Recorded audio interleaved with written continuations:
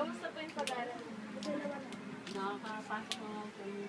Minsan, pag walang hindi ko na papapasok. Pero pinipilit ko kasi sasabi kasi ko ng 4 piece, kailangan hindi maka-absent yung bata ng 3 beses sa isang buwan. Kaya talagang pinipilit ko makapasok sila. Ilan po nag-aaral? Bali isang college, isang high school, tsaka 2 elementary, tsaka isang preschool. Ano po? Ano pong trabaho? Dito lang ako sa bahay minsan kung may magpalaba. Rin ako sa laba.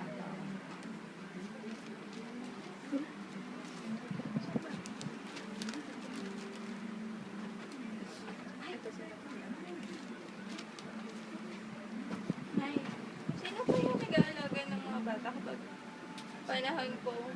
Pag meron kayong trabaho? Yung anak ko kung 19 years old, kasi hindi siya nagtatrabaho, hindi rin siya nag-aaral, kailangan sa bahay. Meron na po kayong anak na nagtatrabaho na? Oo, yung panganay ko po. Kamusta naman po yung yung sweldo niya? Yung size? Ano? Sapat po ba? Kulang din, kaya lang pinagkakasya namin. Depende sa paggamit ng Kaya naman po sa pang-araw-araw. kulang talaga po, kulang Mm. na kulang. Kasi 370 lang ang araw niya.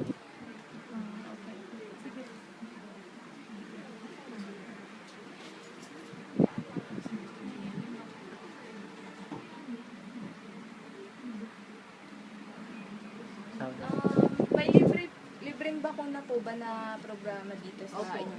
Ngayong nagpabakuna po ako ng research, tsaka libre po nag-ikot yung taga-center dito sa loob. Nasubukan niyo na po ba yung newborn screening? Opo.